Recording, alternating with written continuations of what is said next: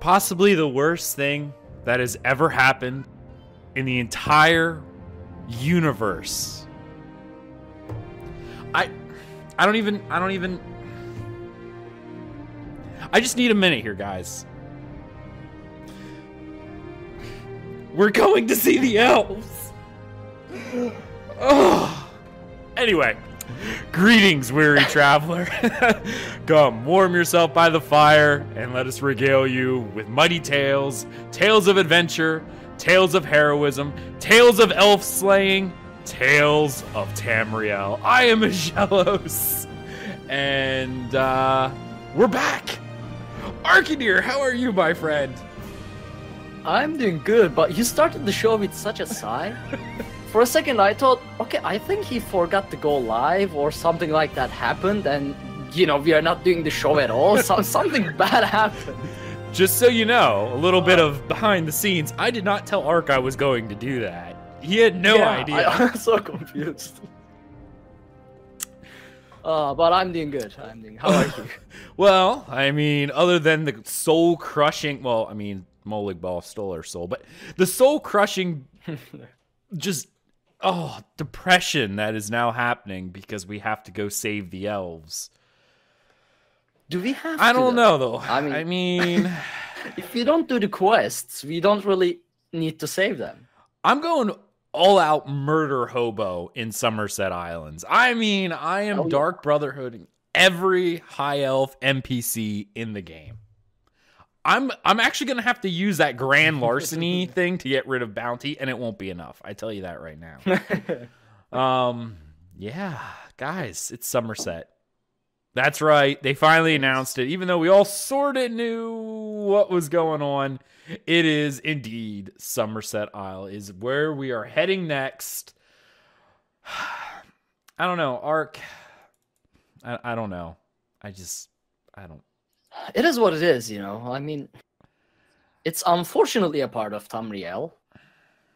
I mean, it is a very beautiful part of Tamriel, but it's kind of... That's why I'm more upset. That makes me more upset. Like, the best zones, like my favorite zones being Altmer zones. That's upsetting. That's why we need to clear them off the Hyals. Like, we need to banish them from there so we can actually settle there in their beautiful forests and, you know, lush environment. Yeah, no, I mean, it is absolutely beautiful, and it should be ripe for conquest for the Nords, because that's what we are, and that's what we need to do. But yes. Exactly. I feel like this is one of the very few episodes that will agree on something. Yeah, we're gonna agree on the on the elves sucking and being awful, and we hate them. Yeah. We do. We hate all high elves. They suck. Bosmer are okay. They eat meat. I like them. They work. Yeah. But Bosmer.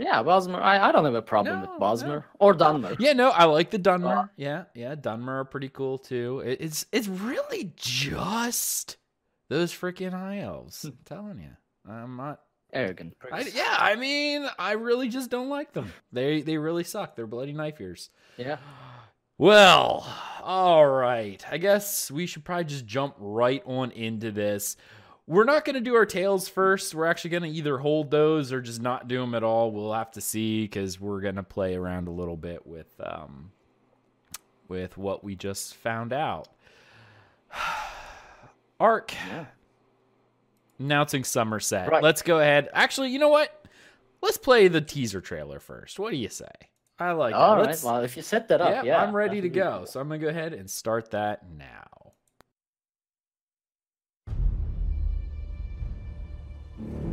I see a familiar place.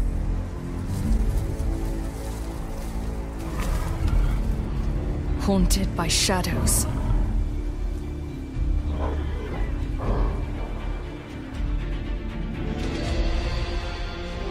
Shadows that spread across the lands, seeking to rule over all. In the darkened remains of my home. Your home needs you now more than ever. Welcome back.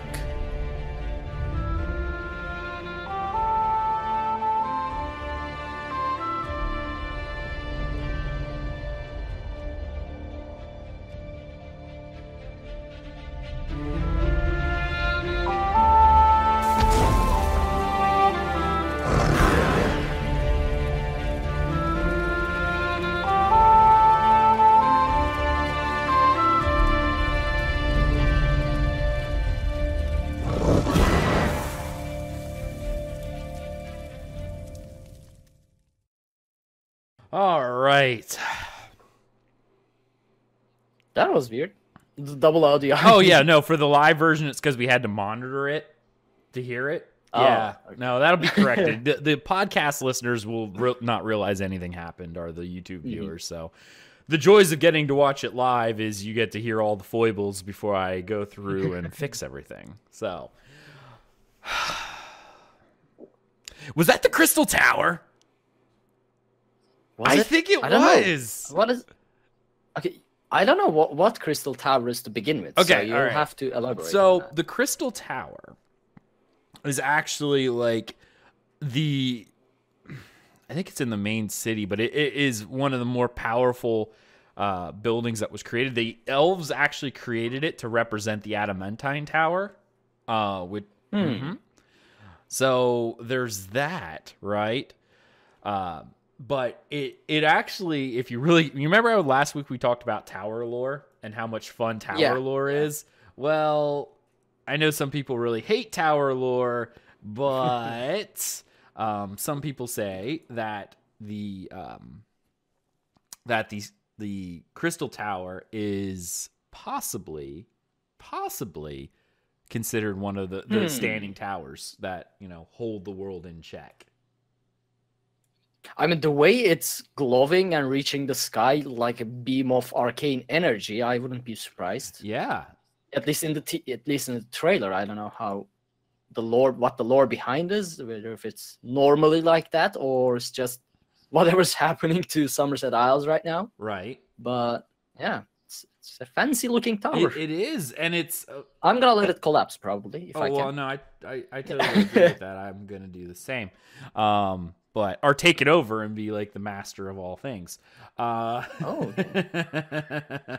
As you can see, I'm dying myself because, of course, this new outfit system is pretty much the best thing on the planet. So, yeah, I can't stop. Can't stop, won't stop. Yeah, dude, that was pretty epic, though. Like, seriously, like, insanely epic. And I feel like,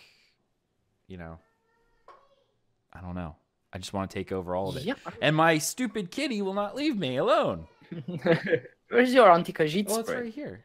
But she was on my lap, Well, so I use didn't it. want to spray because then it's going to get all over my lap and be a mess. So, I mean, it's kind of a problem. And the other issue, which I've talked about before, is finding the right pair of shoulders that work with the stupid armor. It's my favorite armor in the game. Which ones are you trying? Well, I'm using Skin Changer. Skin Changer is by far my favorite. Oh, nothing works with the skin I know. changer. Don't bother. It's just nothing works. One thing that kind of works with skin changer is the default blood spawn shoulder. Because it's so tiny, I mean, it's very thin on the edge, like its shoulders are rather narrow. Yeah. So it kind of fits there, and the spikes look like they come out of the skin changer armor, rather than they're like a piece of the shoulder itself. Honestly, these Grim Harlequin are about the only thing that at all work and kind of fit because they don't clip, except for in one little area near the bottom, but there's not much you can do about that. Yeah. But Grim Harlequin is ugly. That's the problem. Well, yeah, but it's the only thing that kind of works with these shoulders. And I wish there was the option of, like, within the outfit system, there was the option of not having any visibility on the item, like empty slot, something like that. I wonder. Oh, so close. I was thinking, what if I do one of these weird, like really, really weird, the epaulette things where they kind of look like they're just shoulders or whatever. Well, actually, that's not too terrible. The Breton one. Because it kind of just I don't know. It's a mess, and I'm not really sure. Yeah. Anyway, all right, let's get back to what we're talking about. Let's talk about Summerset. So they finally came out. Right. They told us what's happening. We all sort of figured that this is where we were going to go, only due to the fact that, you know, let's be frank here. It wasn't really a secret. You know what I mean? Yeah. It's not really a secret as to... Rich Lambert even said during the announcement that they did at a Game Developers Conference, he was like, yeah, this is our worst kept secret so far in terms of DLCs and chapters. Yeah, I mean... well, if you think about it, it's like when they come in and they talk about the, you know, the Queen Irene sending us the message. It's kind of like, why else would she be doing anything, really? Also, apparently, I haven't finished Clockwork City quest line yet, but apparently at the end of it, it's like, not even hinted, it straight tells you that whatever's next gonna happen is going to happen in Summerset Isles. Well, that was kind of like the, I'm trying to think of the quest. The Dark Brotherhood was a good example. It kind of was like, yeah, this is gonna happen, you know. There's a few of them actually. You know what? That kind of works. I like that. Let's accept this. I like it. All right. I mean, that's why I kind of need to start questing again, because I haven't done a lot of quests, new ones, so I really need to get through them. Right. So I don't miss out on the things, you know, new things. All the new things. Yeah. Yeah, because they really did. I mean, I'm trying to remember exactly what it was, which one it was, but there was an issue, not an issue, but Dark Brotherhood, Naru pretty much says she's going to Morrowind, and if you ever go there, you know, it's kind of like, and there was a few other. I'm trying to remember if there was one at the end of one of the DLCs. Hrothgar, maybe. Hrothgar sort of hints about this issue. Well, it more or less kind of hints about something altogether different. I haven't completed that yet either, so. Yeah, Morrowind's supposed to tell us something, but I haven't finished it either, so I'm not really sure. Yeah. I am basically halfway through all of the DLCs. I mean, I am halfway through Hrothgar. I am halfway through Dark Brotherhood. I am halfway through Thieves Guild. Viper80 says Orsinium Final Quest hinted at Morrowind. Yeah. I thought so, but I was trying to remember because it's been a while since I've done Morrowind. I'm like, was it a DLC or... But yeah, that one hinted at Morrowind. So apparently, you know, they pointed really hard at Summerset. So I mean, it was data mine too. If you kind of broke the fourth wall or whatever and went out of the game, that was kind of an issue as well. But that's why I don't like data mining. It breaks the surprise. I wanna listen to the like announcements and don't know what's coming. Right. You know, I wanna feel that hype. No, but with data mining, you know what's coming at all times. I don't like it. I agree with you on that one. Data mining is one of those things where, especially in this one, we all kind of knew, but. Like, I don't know if I stayed away from data mining for Morrowind and I hadn't done the quest yet or whatever. So when the announcement came, I was like, what? You know, they played the trailer and I'm like, yes. But I didn't really feel that here. Maybe it's not just the fact that, you know, we're getting Summerset. But I mean, in general, I didn't feel it because it was like, I already knew it was coming. Yeah, I mean, both we knew it and it's Summerset. If it was, I don't know,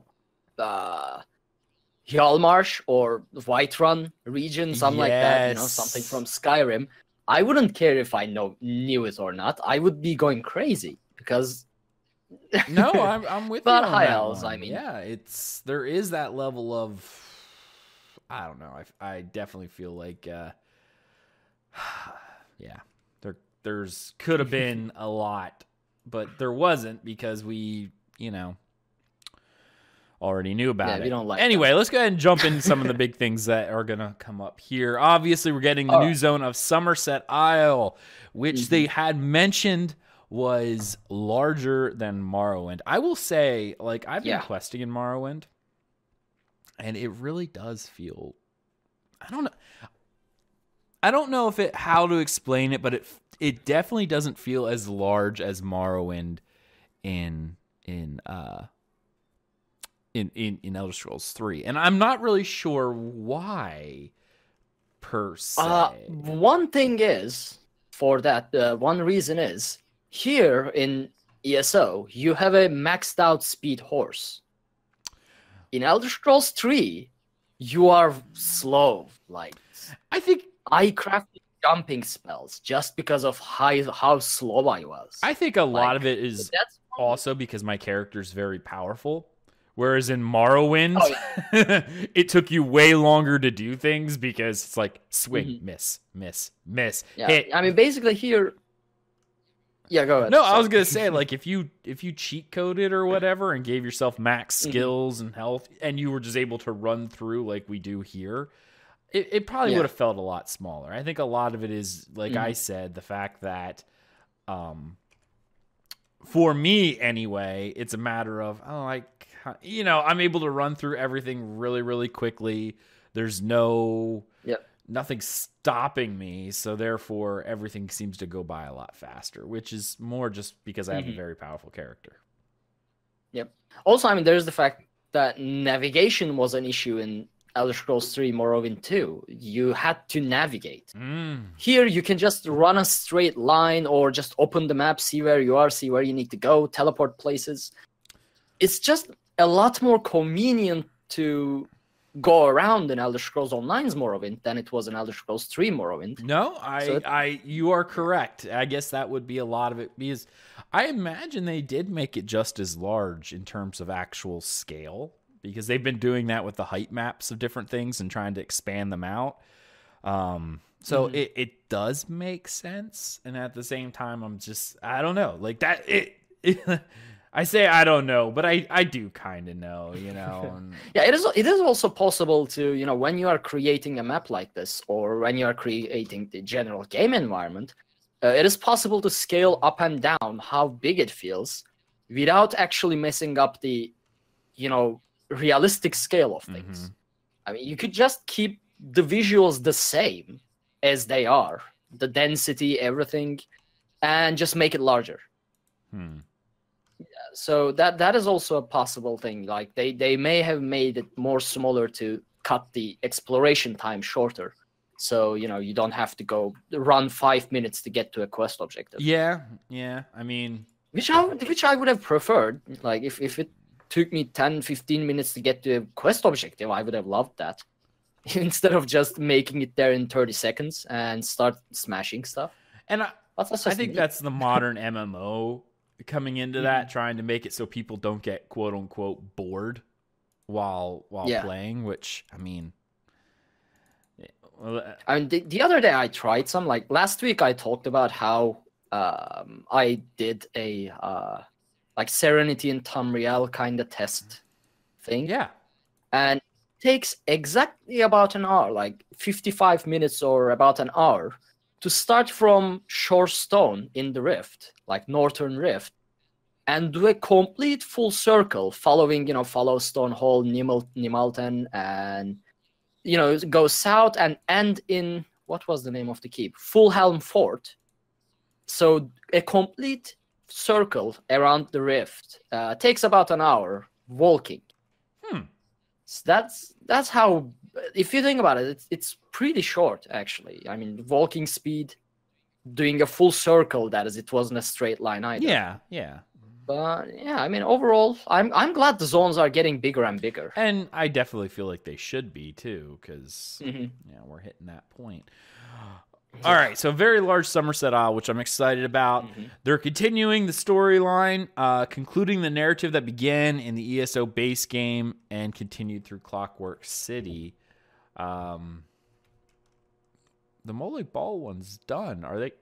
I guess they're referring to the Minfala thing that's been going on.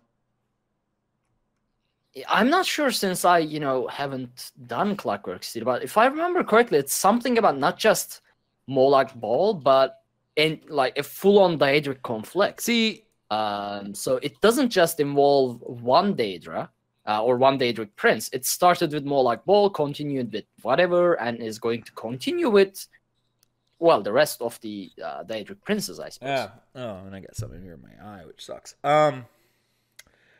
The thing I was thinking of was, remember Darian Gutierrez, all the people who fought with us in Cold Harbor, and then they disappeared? Yeah.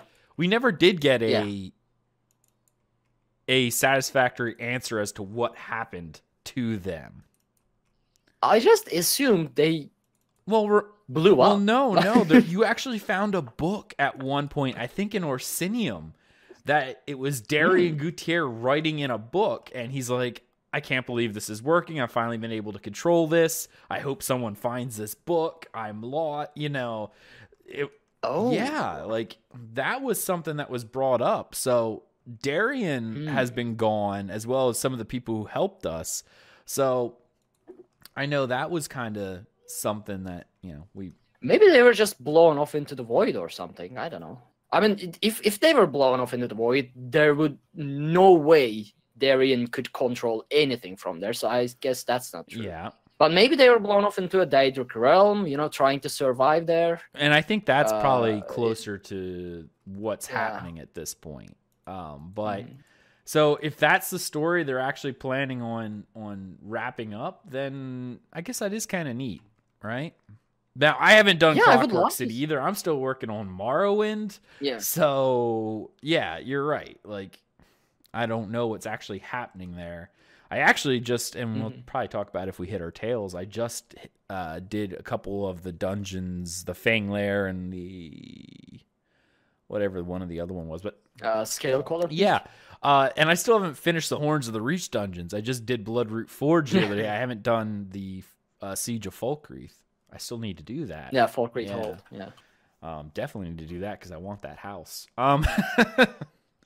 Yeah, I got to do all that. So, yeah, that would be interesting. I'm really curious to see if that is what we're gonna see, because I feel like that would be cool. Because I mean, I love Darian Gutierrez. I don't know about you, but he was one of my favorite DC characters.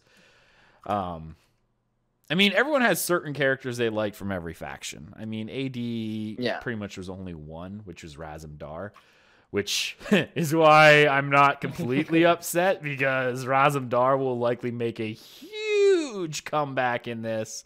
And Razumdar is my boy, or my kitty, I guess. I love Razumdar, and I'm trying to arrange a marriage between him and my Khajiit, just so that we can be related, through marriage. We'll see how that goes. We're in talks for dowries and things like that. And I offered 100 high elf skulls, and he kind of looked at me weird. I'm like, I don't understand. This holds great value. Why are you, rejecting this? But anyway, we got to hammer that out. Join the mysterious Psijic Order for the first time in an Elder Scrolls game and explore their home island of Artaeum. Okay. I'm excited about Artaeum because Artaeum is awesome. And mechanic-wise, I'm so glad they decided to go with a skill line versus a class, because I love my Templar, and I'm playing my Warden right now, but it's a freaking Warden. I love my Templar, right? Like that's my bread and butter. And Ark, I'm sure you're similar with your Dragon Knight. Oh yeah, I can't play anything else but a Dragon Knight now. If I play anything else, it's just for like a little bit, like. But yeah, not much. I can't do anything else. Because I love this guy. But being able to add a skill line, great. The thing that I'm really kind of concerned about is, from a lore perspective, why in creation are they allowing just a mass amount of people to enter A, Artaeum, and B, I get to choose a Psijic Monk. Yeah. Like, the way I see it, when I'm playing Elder Scrolls Online, I play like what I'm going through in the quest line. I assume it's a single player experience, because otherwise nothing makes sense.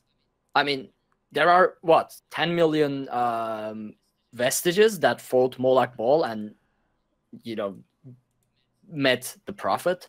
Are there 10 million Mages Guild saviors? It doesn't make sense. None of it does when you are playing an MMORPG. And I don't suppose it makes it. Well, maybe it does in World of Warcraft. I'm not sure about the lore, but I feel like if you're playing an MMORPG, you have to assume when you are doing a quest that it's a single-player game. I am going to assume Psijic Order the same way. Like, it will be my character that goes to Artaeum and joins the Psijic Order, not like hundreds of us just go there and hey, I get, we found you guys. Yeah, I guess that makes sense. I mean, there is that little bit of disbelief in certain things. You just need to, well, the thing is, the way they actually describe the story is that, and even when you're playing, that all these people got sucked in. Like, it wasn't just you. I mean, even the heroes that you took with you, Laris and Sai and all of them, they were trapped in there too. Apparently, and even the opening cutscene, the cinematic where you see yourself getting drugged in, there were other people who were sacrificed right in front of you. Yeah. But I am the vestige. Like, among all those people, we did all the other things. Right. The others were just there for the war. And the all-out war part. And part of this is the mixing of single player and an MMO. Older MMOs really didn't have a lot of quests. And when they did, they were very generic. Like, oh, you've went and done this, or, go help. They treated you as a nobody, right?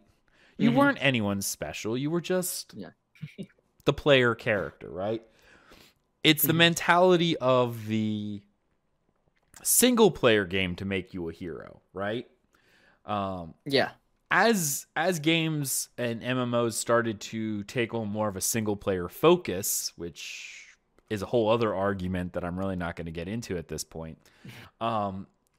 They had to make the storyline and quest that made you the hero character, right? Well, it's kind of, you have to suspend disbelief because everyone is doing the exact same quest. Whereas in other games, it was really, they designed it in such a way that the quests that you were doing, and given they were much older at the time, so they weren't necessarily what I would consider fun quests, like go kill 10 rats, that joke. But it was, the quests you were offered were things that you could see as being repeatable, like go quell the wolves. Yeah. Well, that has to be done every once in a while. So you could see why other players were also getting it. And then the quote-unquote epic quests tended to focus more around your class or your order or some faction. So you could understand multiple characters getting it as well, because it's like, okay, think of the Crusades. We're sieging Jerusalem. First man over the wall gets it. Well, everyone was given, the same quest per se. It's, because they didn't, we're going to give it to this one guy. And if he doesn't make it, we're going to pack up our belongings. We're going to leave Jerusalem to the Saracens and we're just going to go home. No, they didn't do that. And, vice versa. Saladin probably didn't say that to his men either. Like, oh, if we can't take Jerusalem, this one guy, we're gonna go home. All right, it's all good. we'll let these guys just have Jerusalem. We don't care. No, didn't work that way. Whereas in this one, they do try to make you the hero, right? That you are the hero. There's a reason why you're a hero. And then you just have to pretend like no one else is the hero, even though we all know we are. Yep. But that's definitely stems from single player games and the idea that the narrative has to be this super compelling, novel-esque story. Well, who's going to be the hero character? Because you could also do it along the lines of, what is the game that I always make fun of my wife for? Legend of Zelda. Okay. Why is it called Legend of Zelda when it's Link who does everything? I don't know. I never played it. And my wife, who probably hear that, and I'm waiting for her to come stomping down the steps with an explanation. But I always joke with her about that because, I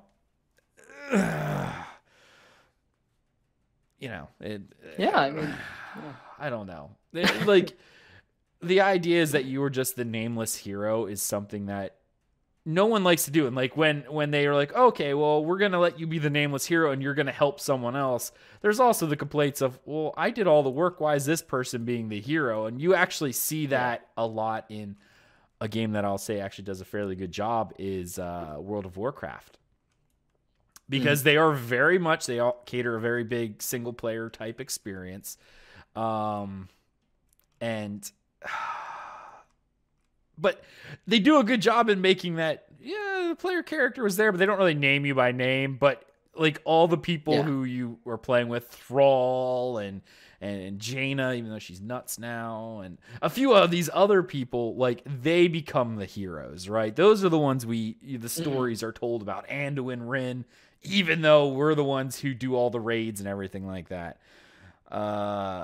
You're just there helping them during all the stuff in the World of Warcraft. Right. Yeah, like you are the soldier, not the hero. Not the hero, exactly. And I prefer that because then it kind of gives you that little sense of disbelief. But anyway, I see I'm being trolled by Bellowin. So jealous. I hear you have big plans to go play the new Arcade Fresh Start. Finally convinced Eastern MMORPGs are not so bad. I feel like I'm being trolled because Eastern MMORPGs suck. Yeah, but aren't you playing BDO? What's the name? No, and Black Desert. And the reason why I've even been playing that is due to the fact that a lot of the systems in it are very similar to Ashes of Creation, which if you're not following that, check out our other podcast we do, From the Ashes. Shot a little bit of a pimp there. But that game has a lot of... It's being developed by a Western developer, thank goodness. But it has a... Wait, aren't they Korean? Black Desert is, but Ashes of Creation isn't. But a lot of... Oh, you are... Okay. Yeah, a lot of the systems within those games that Western MMOs don't tend to have, this one does. So we were playing BDO to kind of get used to the type of game that it is. Because I see. Games like ESO, which I love for the story, and a lot of the mechanics, they don't play the same way. There's no node control. There's no animal husbandry. There's, things that are more sandbox-like are just not in this game. And it's not how it's developed. But yeah, so she's trolling me pretty hard because Eastern MMOs just, they suck.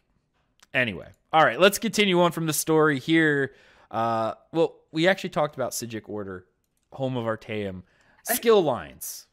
We talked about that. Yeah, before moving forward from Psijic Order, there's one point I want to make. The Psijic Order lore nearly doesn't exist in Elder Scrolls series, right? I am correct on that?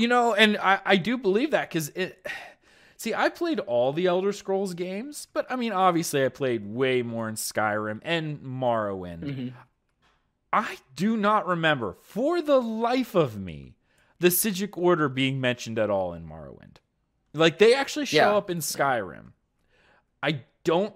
And that's just for one scene, and they are never... Like, we just see him a couple times, I think, a Psijic Order monk, and he doesn't explain a single thing. He's like, okay, do this, There might be a lore book that's available in Morrowind about the Psijic Order, but that's about it. And it's more or less the history of, we didn't like the fact that, magic should only be for us and no one else. So we're going to go ahead and leave, And that's pretty much all we knew about this Psijic Order, even in Skyrim, until the one guy showed up and went, this thing is too powerful for mortals to have, so I'm just going to take it. Which now makes me think, it's these guys have a lot of weaponry. Like, if they really wanted to, I mean, they have a lot of power. They stop time in Skyrim. Like, they just stop time, and that's something you do as a Dragonborn after learning 3 very, very powerful words. Yeah. And to be honest, Skyrim's Dragonborn is a bit OP, like unnecessarily powerful. Being able to use all that just that easily. So Psijic Order monks are rather extremely powerful people. And Rich Lambert explained it during the announcement a little bit that before they left, I didn't know this until he said it. Apparently Psijic Order monks were advisors to the world leaders, like leaders of Tamriel. And one day they just get recalled to the island and poof, they're gone. Right. And I mean, technically in this timeline, the reason why Valeris, the Mage Elite... One Scalarion? Yeah, Scalarion, there we go. He was originally a monk of Artaeum. So was Mana Marco. Oh, yeah.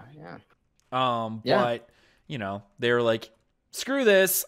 Well, it was more along the lines, we know Mana Marco, he had other plans.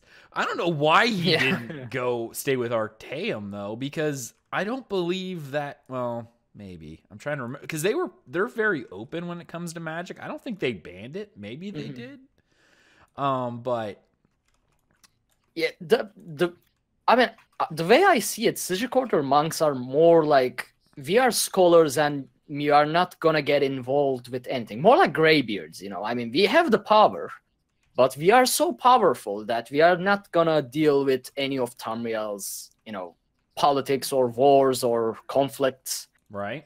So if Marco wanted to do something weird, like, I don't know, raise an undead army, they may have banned him from Psijic Order, not because he practices necromancy or anything, but because he wanted to use it. That's my theory on Marco's leaving, you know, Psijic Order. I guess, yeah, that makes sense. I guess. I don't know. I just, with them, I almost feel like, you know, how do I want to say it? That they, why would they want him to go? Right? Like, I just feel... It is also possible Marco left Psijic Order, not, you know, he didn't get banished. I think he left. I just don't know why he would want to leave unless they explicitly were like, yeah, no, we're going to ban necromancy. Or maybe he was just along the lines of, I'm hemmed in here. I'm not going to be able to do anything, you know, I'm kind of at a loss here with what I'm allowed to do, per se. So I guess it's either leave or forever be under the sway of these guys who aren't going to let me do anything, right? Yeah, yeah. I mean, imagine you're Dragonborn from Skyrim. What would you do if Greybeards were like, okay, you're a Dragonborn, you know, you defeated Alduin and all the things you did, you saved the world. And they were like, okay, your power cannot be used in the world, so you are going to be a monk like us, and you are going to be a pacifist. You are going to live with us at High Hrothgar. I mean, I would leave. That's a boring life. You need glory. You need, you need the fights. Yeah, I guess so. So maybe he was in a similar way. I mean, hey, we are not doing anything here. I am bored. I want more power. I want to mess with Molag Bal and get myself punched. So he left. Yeah, you know, it's very much could be the case. I don't know. I'm trying to remember the story as to why he left in the first place. But him and Valeris left on I'm eating cat hair because he had a that's a long cat hair. A fundamental view difference with the Psijic Order. He believed that magic should be for anyone who has the capacity to do it, whereas Psijic Monk was like, nah, too powerful. We can't let anyone have it but us. So that's kind of... I understand why he left, and that's why he formed the Mages Guild. And then, of course, Mana Marco joined with. But, all right. Well, we talked about the Psijic Monk line. They didn't really show us much other than the fact that they're going to be able to reverse time. Do we want to talk about that a little bit? Yeah, I mean, apparently there will be a skill that is basically reverse time. At least the morphs are. I don't know the non-morphed version, but the morphs are going to allow you to reverse time. And it's basically just, you know, going to push you back in time 4 seconds, and you will get your resources back. You will be teleported to your position at where you were 4 seconds ago, and it's obviously going to be an ultimate because otherwise that would be weird. Yeah, I guess. I mean, if you know, there are no cooldowns except ultimate skills in Elder Scrolls Online, and if you could spam a spell that puts you back 4 seconds ago in time, you could just spam it back to Merethic era. And don't think I've ever heard it put that way before. But yeah, okay. I guess. So it has to be an ultimate. But is it going to be a useful ultimate? Yeah. I'm not sure. Maybe in PvP, for burst damage. Well, it would also be something that you could save yourself from burst damage because it would reverse any damage done against you. But the other thing I was thinking might be like I was thinking as a Templar, because we all know as a solo Templar, we have an issue of resource regeneration. Like we do. You know, because we're probably one of the strongest support characters in the game for other people, but not a lot for by ourselves. Like our spears for regenerating stamina are amazing, but you can't use your own spear as a synergy, so you don't get that benefit. The only real resource saver, if you will, for us is a passive that just makes all of our stuff 4% less, cost less, which I guess is okay. But to me, it's not enough, right? And many people say it's not enough. Once upon a time in beta, it was actually a lot better than what it is now. But unfortunately, we don't have what we had in beta. They've changed it, just the 4% reduction. But I feel like that's something as a Templar could be of great use. 4 seconds ago, after spending a whole bunch of it and being able to use that and get all of that back, that's pretty useful. Yeah, I feel like it can make its way into being a best in slot ultimate for healers, tanks, and DPS alike. Right. Because instant resource regeneration and being back in where you were, which I feel like is gonna cause a lot of troubles. Okay. A lot of people will get stuck at random places. At least that's how I feel like. I don't know. I feel like it's going to be a buggy skill for at least a couple of weeks. Really? Which could be, it's going to. Well, I guess teleport you back in a place you were 4 seconds ago. What if you're in the air at the time? Like, what if you jumped? And what's it going to do? Will it put you back in the air? But how exactly is it going to work? Well, I guess that is correct there. It could be that issue. I don't know. It will be fun to try to break it. I like it. Oh yeah. I'm definitely going to try. Yeah, me too. But I definitely am glad they're adding spell lines because I'm big into my class and I really don't want to have to deal with. Yeah.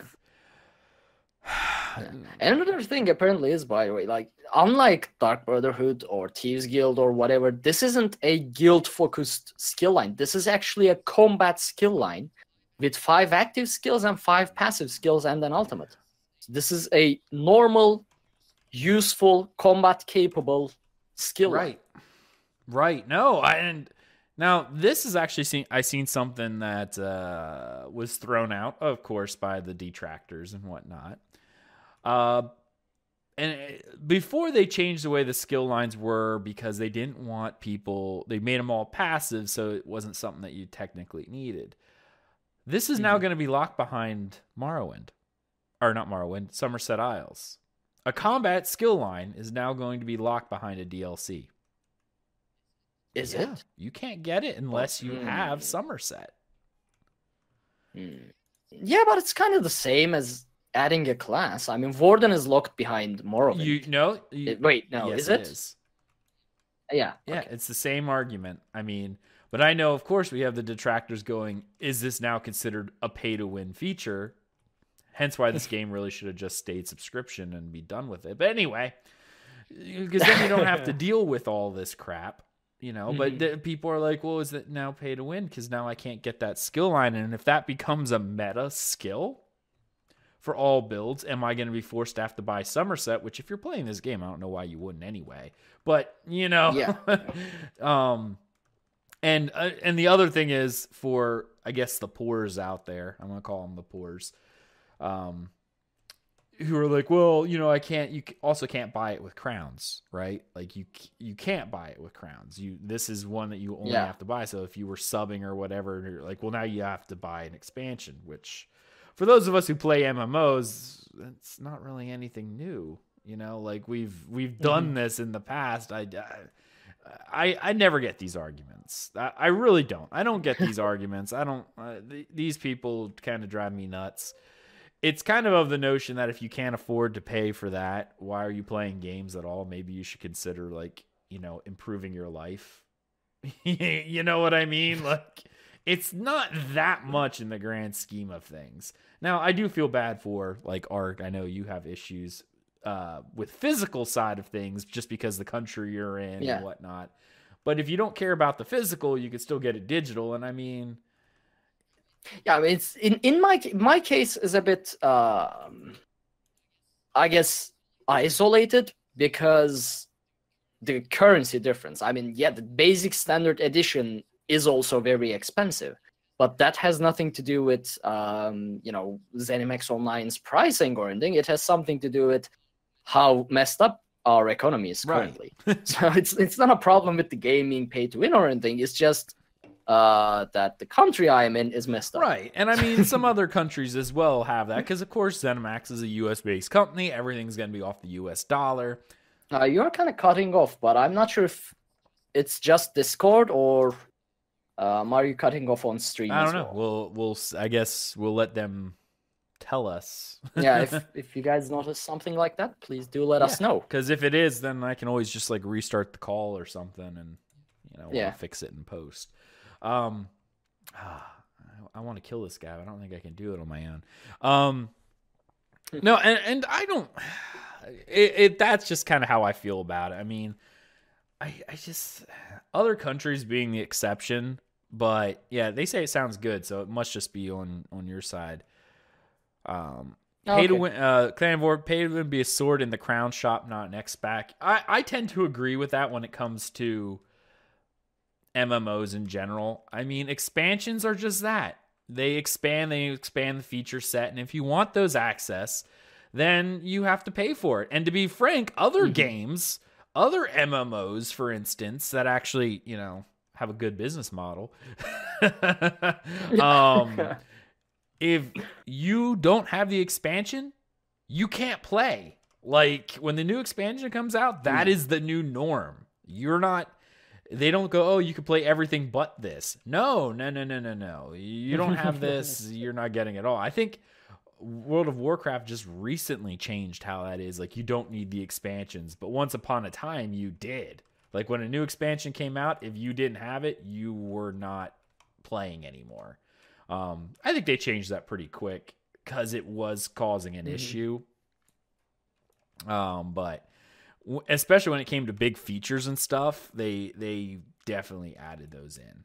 So I guess that's how the end of the thing goes. But even in those games, like if there was a class or something, you were intentionally limiting yourself. And I mean, even in World of Warcraft, even today, while if you don't have the new expansion, you are limiting yourself because they normally raise the level cap. This game doesn't raise level caps, but they do, and you're stuck at the previous wherever you left off expansion. So if it was level 60 and everyone else is 110, well, guess what? You cannot expand past level 60 ever. So you had to buy it, or else your game was what the other expansion was, and eventually it's going to get very lonely as everyone moves on. This game is a little different. I mean, there is no winning against the pay-to-win arguments if the game is not subscription only. Like, it's never going to happen. It will always be there. Yep. So, yeah, I mean, as long as they do something like an item that is crown only, for example, you have to purchase it in a crown store, and it's, I don't know, 5th set bonus is kill anything in your way. I don't think it's going to... It's a thin line, yes, but having a skill line in an expansion, I don't feel like that's pay to win. I don't either. Now, here's a question I want to ask you, because this is going to be fun. And since Bellowin brought it up about... I just got a follow here or something. I didn't see it, so I'll have to watch it later. So hello, whoever that was, because I wasn't paying attention when the sound went off. Lotus of Doom, there we go. Hey, Lotus, check him out. He streams a lot. He's awesome. He's a pretty great guy. So check out his channel. There, shout out as well. What was I saying before this? Oh, she brought up the idea of the fresh start server, which is fun because in this game, that was a free-to-play game. And Rift recently did this as well, where they did Rift Prime, where what they essentially did was made it a sub-only server, and they removed, well, in that game, they removed a lot of the cash shop. Would you start over if they offered a subscription-only server for ESO with no cash shop? So, like, if you didn't pay the sub every month, you couldn't play anymore. Unless you went to the free-to-play or whatever server. Depends on two things. First, who's going to be there? Like, how many of the people I am playing are going to be there? But that's the social part of things, so I'm going to assume everyone is going to be there. It depends on it depends on how much the subscription will be. I mean, it would be the same as it was before in most cases. Then, yeah, because I'm already subbed anyway. Yeah, it would just be I mean, I am subbed, and I am paying for the expansions, and if I want to buy something like one of those limited time houses, I also need to get crowns, which I never do because they're expensive for me. But hey, if there was an option, I would go. No question. It's a completely economic choice in my case. Yeah, because that is the primary thing for me for the reasons I've explained earlier. Right. I mean, if I was getting paid in dollars or euros, or rather, well, living in Canada, America, one of the European countries, working there and getting paid in that currency, then I would still, go to the sub-server. Yeah. But, I mean, I would go to the sub-server even if it was more expensive in that case. Right. In my current state, I would choose whichever is cheaper for me. But if I'm economically available, I don't care how much more expensive the subscription model is. Or rather subscription-only model is, I would go there. Yeah. I'm definitely curious, and I'm actually curious what our listeners think. So definitely leave us a comment or send us a mail. I'm really curious. I would love if they did that. And then, add all the cosmetics they add in the cash shop as part of, like, rewards for achievements or doing stuff for the expansion. Or, even if it was quote-unquote limited time, like, all the stuff they released for that month or whatever, or that quarter, tie it to the expansion. Doing that DLC at the time of launch, tie it to stuff in there, and you can unlock these rewards. I would be all over that, Yeah. In fact, I probably wouldn't think about any other game ever. Because that would just have me hooked for all time. Like, that would just be that would be it. I mean, I still remember the week that they announced buy to play model, like they were switching the buy to play model, and how depressing the entire Elder Scrolls Online community was. Yep. Like, that week on Twitter, it was chaotic. I still think about it. I remember getting scolded by TS Fangirl. That's my most certain memory. She scolded me like I was 5 years old. Oh yeah, she did the same for me too, because I was not happy. Yeah. That was a low point in Elder Scrolls overall ESO community people. Yeah, But I'm not. We pulled through. Yeah, we did okay. I guess. I don't know. Yeah. No, I more or less. I went from a total fanboy. I was TES fanboy to I love the game, but I hate your monetization policies. Like, there was definite shift in my attitude toward this game when it went buy to play. Like, you almost canceled the show. I did. I did. And quite frankly, if it wasn't for our awesome community who sent me tons of messages going, please don't leave. We need your, we love your show. We want to keep it going. I would have left, like, because I just didn't want to be a part of it. And I pretty much came back and said, yeah, I'm going to, do what I do, and I will continue doing what I do, but it's not going to be all fanboy like it was before. I'm going to just, complain, which is also probably why, ZeniMax doesn't deal with me anymore, because I don't fanboy everything. But that's neither here nor there. Yeah, well, it does. I assume put them in a difficult situation. Yeah. The community. Oh yeah, no, it definitely does because they get directives from up above, to only really support the people who will quote unquote white knight their game. They don't want to support someone who's gonna go, yeah, your monetization sucks.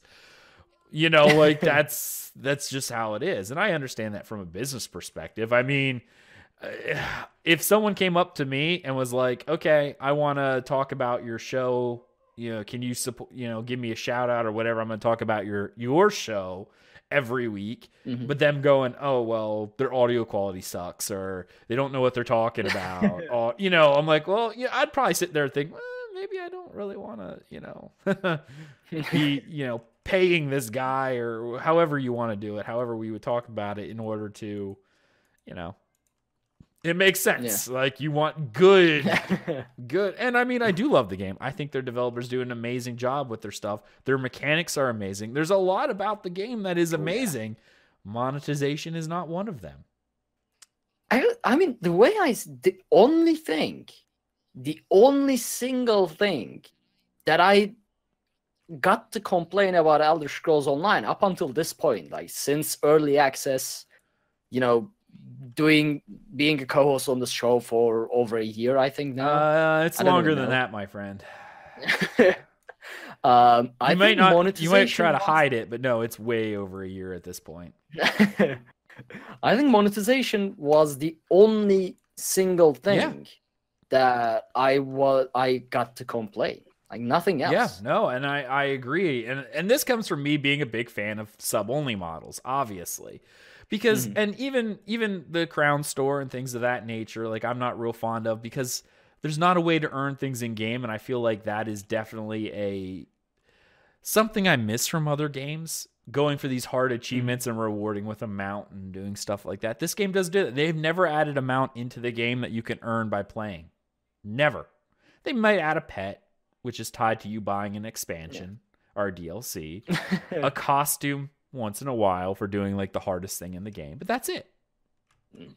I mean, I like the idea that there are skins for doing hard mode DLC dungeons because that's something you can show off with. Yeah, but they're few and far between. Something I never got. Few and far between compared to the amount of stuff they have in the cash shop. Anyway, we're getting off topic here, and I think we should probably go back to it because we're not even done yet with all the stuff. But yeah, it's either here nor there. Let's go ahead and move right back into, let's see, the new combat line, which we talked about. Ooh, jewelry crafting finally coming. You'll be able to craft jewelry of all your favorite sets. So now I can actually craft like my Hunding's jewelry, and then be like 2 crafted sets, which is this is gonna throw everything off, man. This is gonna like the entire everything that has been theory crafted up until this point. It's all trash. I'm super. Just put it in the bin and do it again. Yeah, definitely. But I'm super excited at trying out one of my favorites, which is Hunding's, and then the Clever Alchemist, because you always have to be spamming potions. Oh my goodness, that's gonna be insane. Yeah. See, what I'm thinking is mechanical acuity and Clever Alchemist, like insane burst, maybe. I don't know. That definitely could. Weapon power from Clever Alchemist, and 5 seconds, 100% critical chance from mechanical acuity. Dude, that's gonna hit hard. I feel like, at least. Oh, and also now this is actually gonna put I can imagine this putting a very big hamper on the Golden Merchant.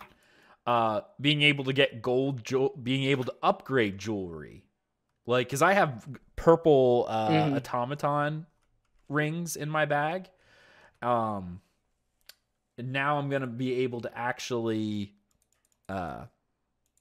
upgrade them to gold and not just deal with whatever it was grinding and grinding. Yeah.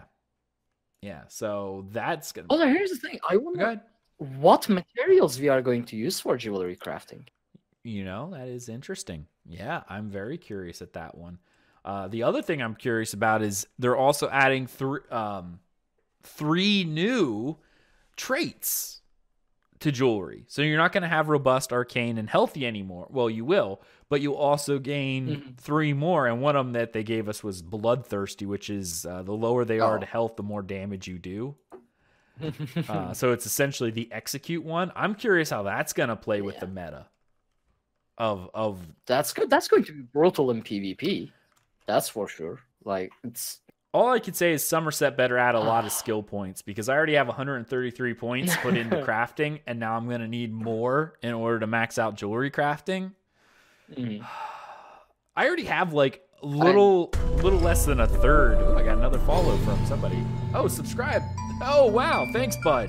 Viper80. Thanks for the sub, buddy. Really appreciate that. That helps to go fund what we do here at DCN, and lets us keep doing our shows, which we've been doing for like 5 years now. It's actually funny. We've been doing this for like 5 years. 5 years. What you started before, like during early beta days of ESO, right? And we were essentially 10 weeks before launch is when we started. Yeah, man, 5 years we've been running DCN. So I'm really excited about that. Anyway, also Viper, make sure that if you are part of our Discord, which type a exclamation Discord in chat for me. Hold on. Right away. And if you link your Twitch to that, you'll gain access to our DCN supporters channel, which will allow you to see when I post episodes early, because I post episodes at least a day early for anyone who subs to us on Patreon or Twitch. So you'll get links to all that. So you'll be able to listen to this early if you don't get to see us live. But you're here live today, so this is about as early as you can get. All right. So yeah, jewelry crafting. I was so excited about that, because I'll tell you what.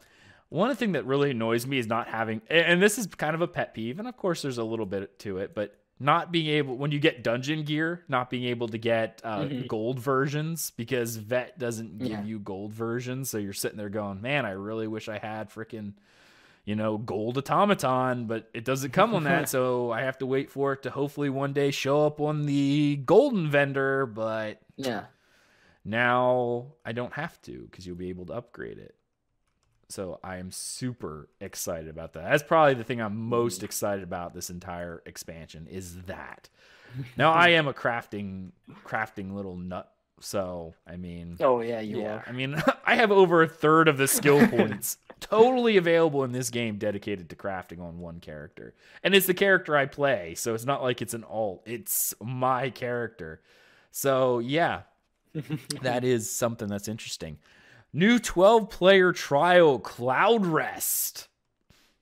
I haven't done the other 2 trials from Morrowind yet. Yeah, me neither. I ever since I went back to European side, European mega server, I haven't done a trial. I haven't done trials. I mean, the only trials I were doing with Wings of Fate trial nights. Yeah. But we stopped doing those. I haven't. So that's kind of like last 3 trials. I don't think I've done them. I'm not done the most either. recent one is Maw of Lorcaj, I think. Same here. I haven't done the one in Morrowind, the Halls of Fabrication, or the new Asylum, whatever. So I actually Asylum Sanctorium. Yeah, I have to find a group of players to actually do that on. So I will eventually do that. But new 12-player trial. Take on new group PvE challenges, including Abyssal Geysers. What do you think that is? Is that just world bosses or? When I read that, I just thought it was something like, in Craglorn there are magical anomalies. Yeah.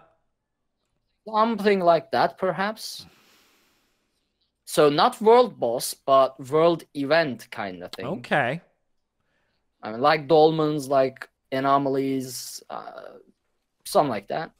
And technically speaking, there haven't been anything like dolmens which spawn every once in a while, because of course they don't actually, the story no longer exists outside of that particular area, so it makes sense. But the other thing I was thinking of is, since we haven't seen that, since essentially Craglorn. Craglorn was the last one of those random where you could show up and there may be an event going on or not. No other one has that other than the world bosses, which are, if they're up kind of deal. So I'm curious to see what that, and I'm always big for any kind of group type play. I mean, it's an MMO, right? It should have group play. So definitely think that.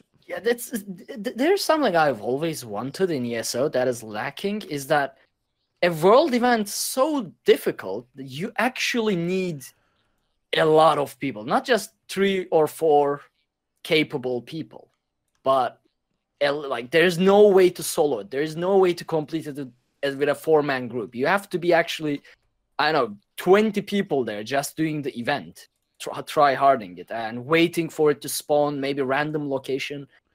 I want something like that in ESO. And I hopefully, maybe just hopefully it'll be something like that. I don't know. No. What was the name again? What for? The thing. Abyssal Geysers. Yeah. I don't know. I have no idea. I don't know either. It's definitely one of those things where I'm just like, I know what you mean. The world bosses that spawn once in a while where it takes tons of people to actually do it. It's hard with this game because everyone's so self-sufficient with everyone can have access to heals and how that all works, and certain builds being super good at sustain. Yeah. That, you can do this kind of stuff. So I don't know. We'll see. I mean, they did a good job, especially with the Hrothgar world bosses where they weren't soloable. And then they went back and retroactively changed a lot of that in the game. Because remember when they used to be there, you could solo them in the open world. They weren't really anything special. Yeah. Well, that's no longer the case anymore. They changed how all of that works. They're quite difficult. But I would still have them be more difficult. Like, I want world bosses. I want world events to be a challenge like a veteran DLC dungeon or a trial level difficulty. I mean, or rather at least some of them, very rare events maybe. No, I want something to look forward. I want something to just run around in the map and someone yells, okay, whatever it is, it's spawned, I don't know, right next to the rift, and everybody just hops on their horses and tries to get there in time, and you fight. Like Guild Wars, I think it was dragons in Guild Wars too, right? Yes, the dragons. A massive event that you have to be, there has to be a lot of people fighting it. I want something like that, something exciting. No, I agree. And this is actually, other older games actually had raid bosses that would appear in the world that you could fight. And when they spawned, and this is something that Eastern MMOs tend to do right now, which is the whole idea of when a world boss spawns, there's a message going, hey, something big is coming. You better get out there, and people run out and try to do it. I enjoyed when that stuff happened. Even like we were talking about earlier, BDO does that. When a world boss spawns, the entire server gets a message. And then when it dies, the entire server gets a message saying that, it had been there. That was neat because when it spawned, you went out looking for it. Yeah, I agree with you. Exactly. You see, that's what I want. Yeah. No, I agree. That is, and especially if they offered good rewards, specifically cosmetic rewards that only come from that as a super rare chance. I'd be out there farming that till I got everything, Oh yeah. But yeah. See, when I first watched the trailer of Elder Scrolls Online, I assumed Dolmens would be that. Dolmens would be the very difficult content that you have to gather 10 to 15 people to complete. After the first couple of weeks of Elder Scrolls Online, Dolmens were easy. Yeah. And now everyone can solo it. Like, you can solo it at, I don't know, level 40. Yeah. Yeah. So it's missing us. If you ever listen, if you listen to us still, maybe. Yeah. Maybe. No, I agree. And I think they've been doing a pretty good job. Like I said, the world bosses, they went back and upped the difficulty a lot. Like, they really did a good job with that. I'm just hoping they maintain that and change how some of this stuff works.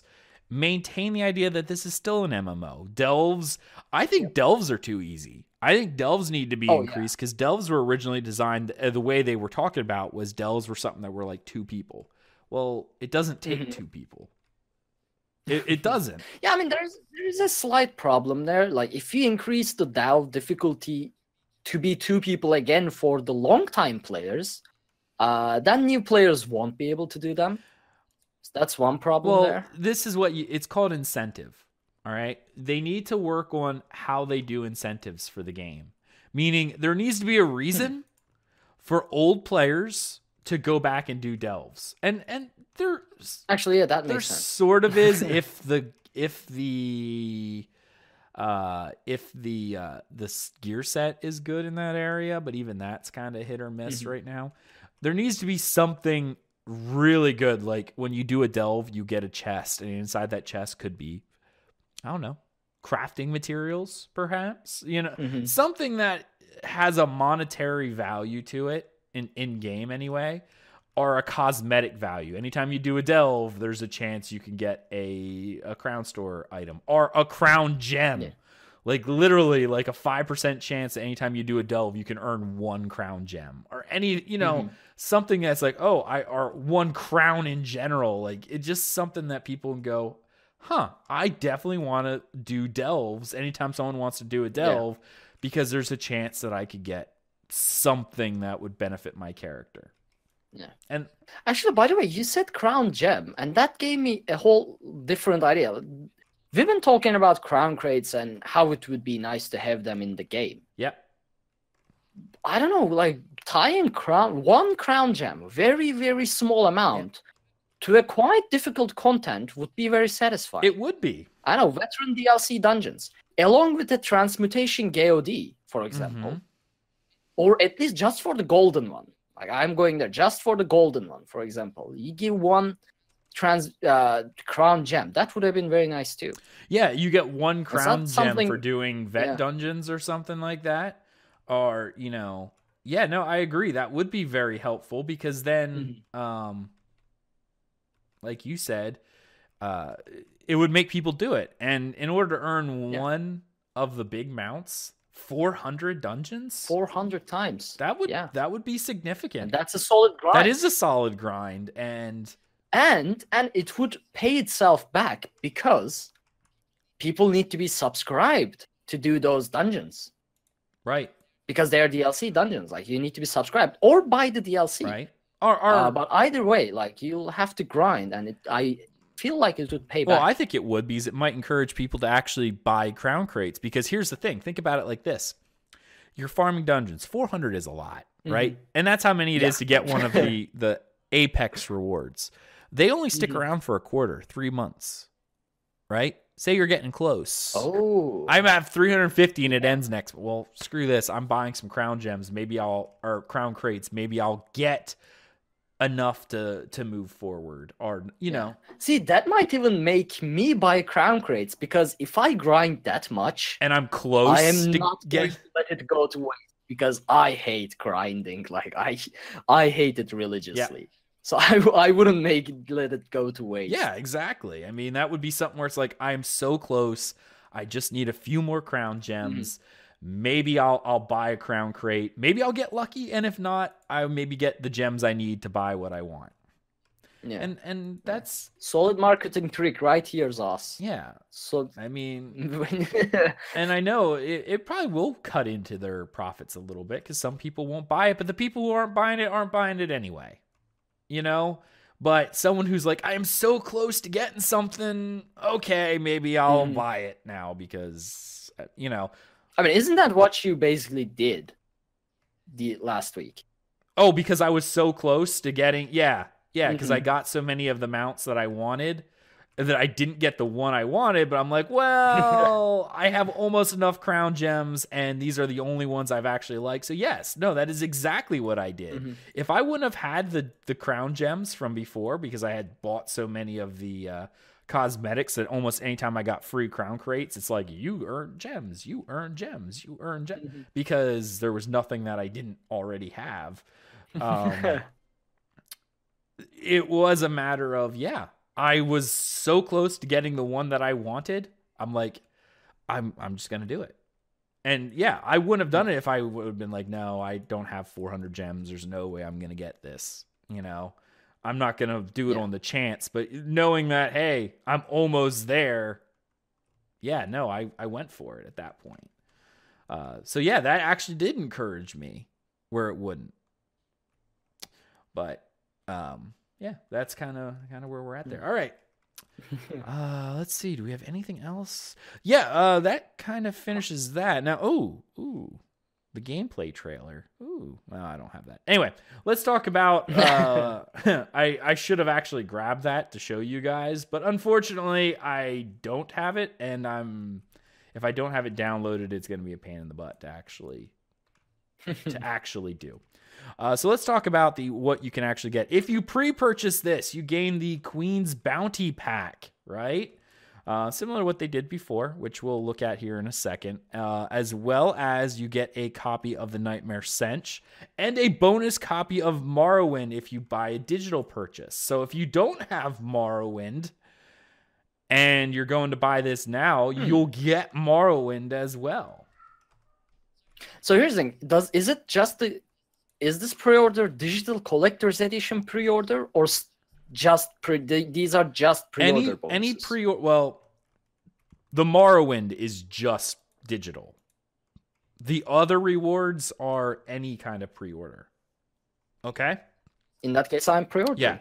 Any pre-order, you will get the Nightmare Sench mount, which you saw in that video at the very end. The thing it was ground. Yeah, that. With that, you'll also get I'm just going to pull this up here so that I have it. The Queen's Bounty Pack, which includes, and I just saw it a second ago, the Court of Bedlam costume, the Pocket Salamander pet, some treasure maps, one Psijic Vault crown crate, and experience scrolls.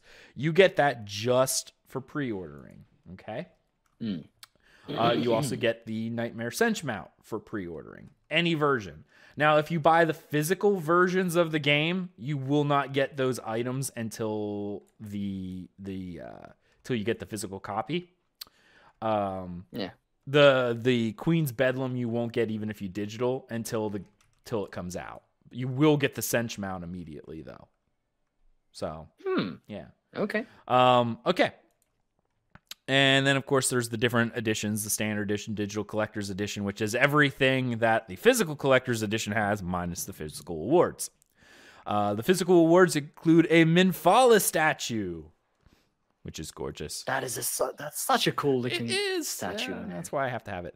Razumdar Journal, a map of Summerset, and the exclusive steel box case for the game itself, which is pretty awesome. I do love steel box stuff, so that's the physical. If you buy the Digital Collector's Edition, okay, which I'm going to pull up in here, you will gain access to, as I pull it up, Morrowind, the Nightmare Sench mount, the Court of Bedlam costume, the Psijic Vault, treasure map, and the pet salamander. And there was there it is, digital items. The digital items you'll get when the game actually comes out include the exclusive mount, the Blood Shadow Wraith Steed. Interesting.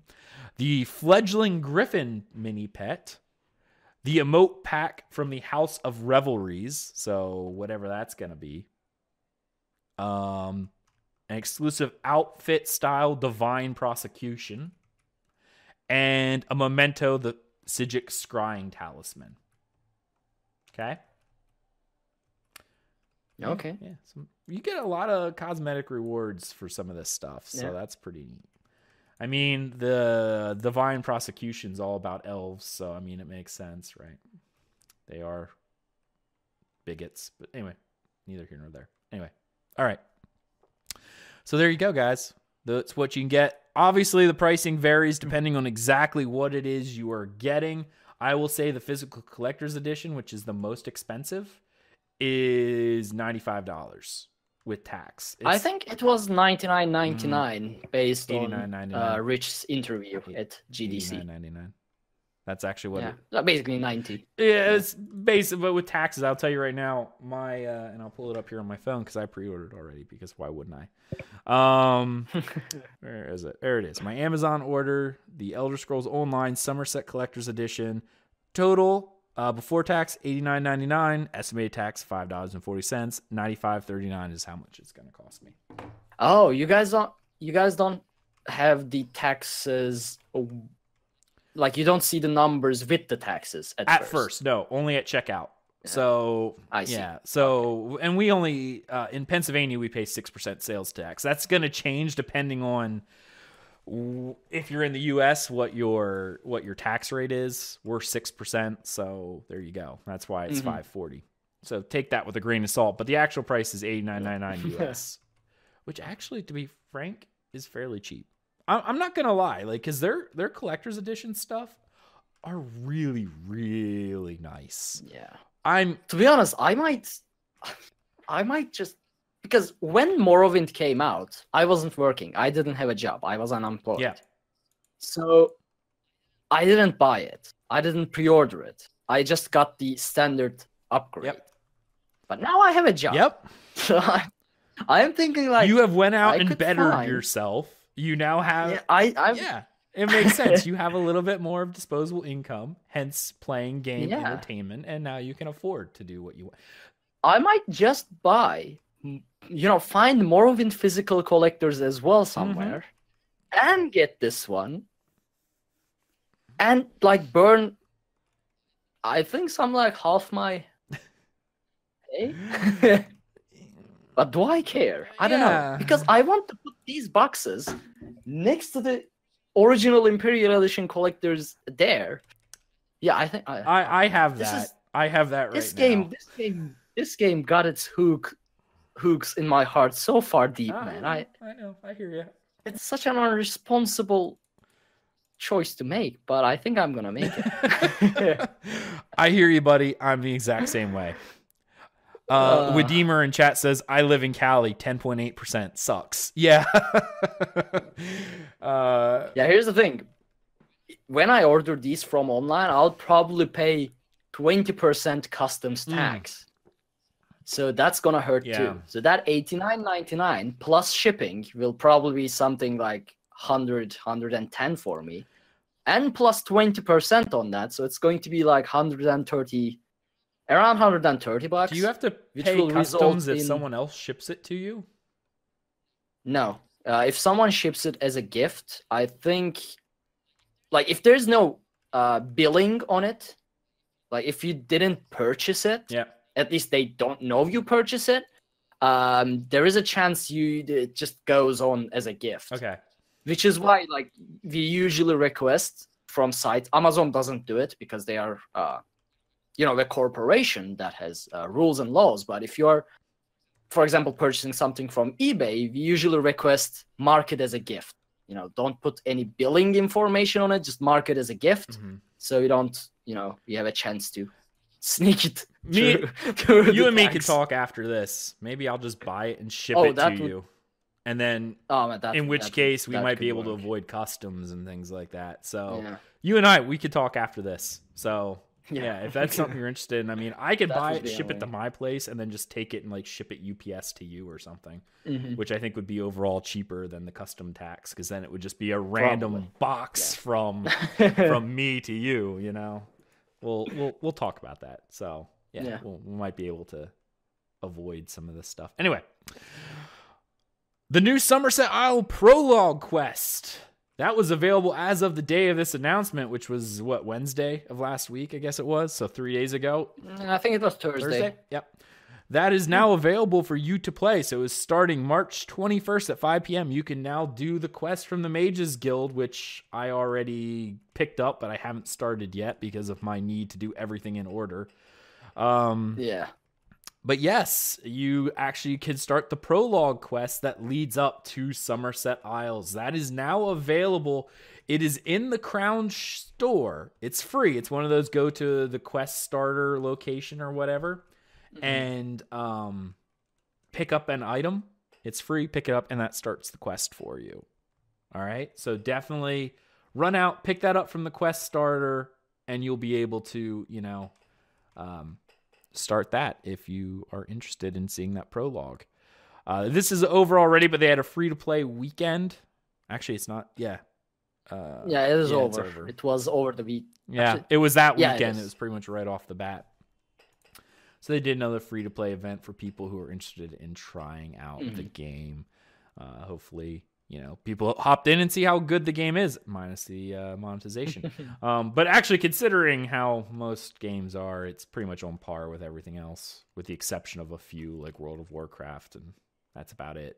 Final Fantasy. Oh yeah, the entire gaming industry is going downhill with their monetization.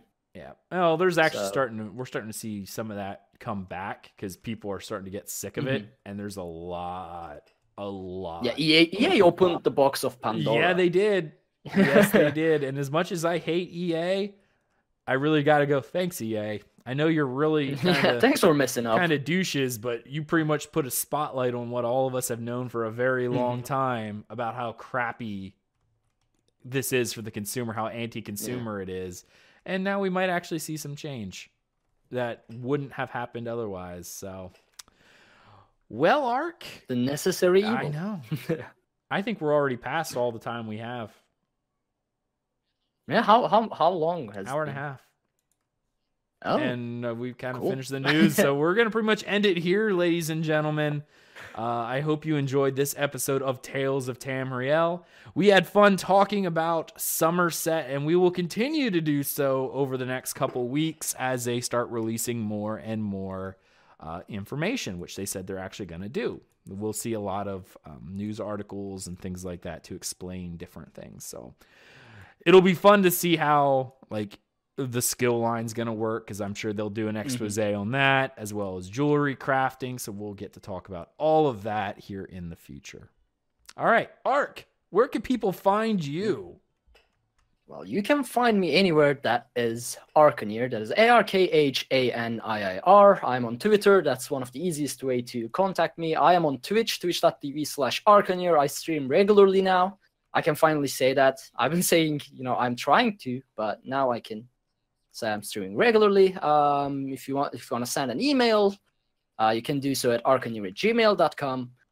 You can join my Discord, which I wouldn't be able to, give you a link, but it exists. If you go find me on Twitter or Twitch, I can send you a link there.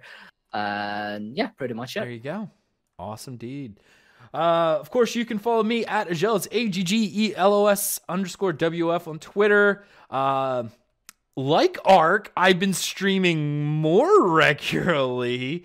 So definitely follow me there, twitch.tv/Dungeon Crawler Network. I stream as often as I can, which is normally 2 or 3 times a week, including podcasts. So I encourage you to follow that, because we will have some stuff coming up here shortly. As what I said earlier, I am now an official content creator for Ashes of Creation.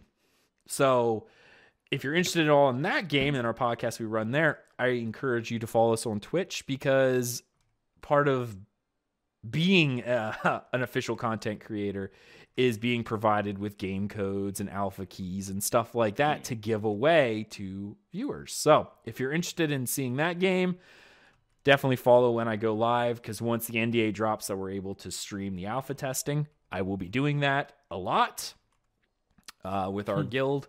So I encourage you to follow us here. And of course, if you're interested in ESO, that's pretty much what I've been streaming the most of, as well as a little BDO here and there. I tend to stick to MMOs almost exclusively, because that's where my heart really lies. I don't really care for a lot of single player games. I feel like I'm wasting time. Thank you for the follow.